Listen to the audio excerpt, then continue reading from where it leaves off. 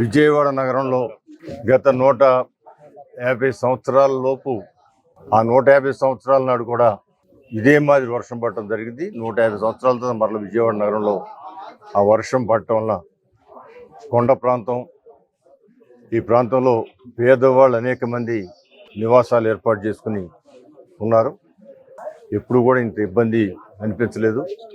ప్రభుత్వం కూడా ఎప్పటికప్పటికి ఎక్కడైతే ప్రమాదం అనిపిస్తుందో కొంచెం ఎలర్ట్ కూడా చేయడం జరుగుతోంది.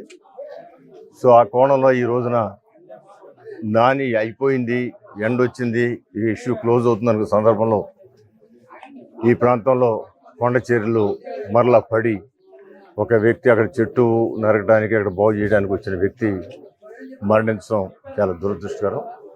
వారికి ప్రభుత్వం తరఫున అదేవిధంగా అన్ని రకాలుగా వాళ్ళకి అండగా ఉండే విధంగా కాంపన్సేషను అది ఖచ్చితంగా ప్రభుత్వంతో నేను మాట్లాడతాను.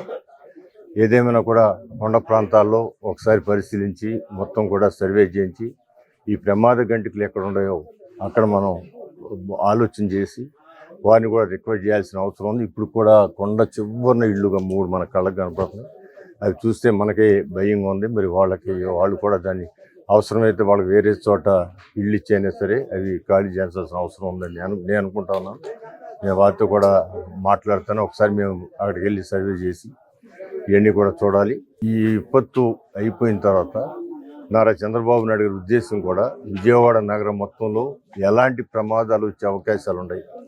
నీటి ద్వారా అంటే కృష్ణానది, బుడమేరు ద్వారా అంటే బుడమేరు, అదేవిధంగా కొండ ప్రాంతంలో ఇలాంటి కొండ చర్యలు, ఈ మూడింటి మీద ఒక సమీక్ష చేసి అధికారులందరూ కూర్చోబెట్టి రానున్న కాలంలో ఇలాంటివి జరగకుండా చూడటానికి ఏ నిర్ణయాలు చేయాలో చేయటానికైనా బుడమేరు మొత్తం ఆక్యుపేషన్ అంతా ఖాళీ చేయటం కానివ్వండి, కొండ ప్రాంతంలో ఈ ప్రమాద గంటికలు ఉన్న చోట ఖాళీ చేసి వాళ్ళకి ఇల్లు ఇవ్వటం కానివ్వండి, ఇవన్నీ కూడా నిర్ణయాలు తీసుకుంటారు. ఆ నిర్ణయాల తర్వాత మనకి ఇలాంటి ప్రమాదాలు జరగకుండా కాపాడటానికి ప్రయత్నం చేయడం జరుగుతుందని తెలియజేస్తాం.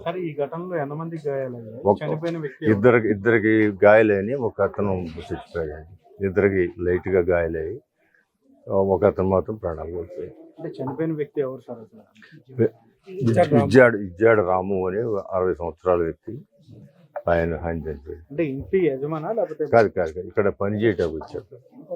ఇక్కడ పడిన రాళ్ళు సరి చేయడానికి వచ్చారనమాట.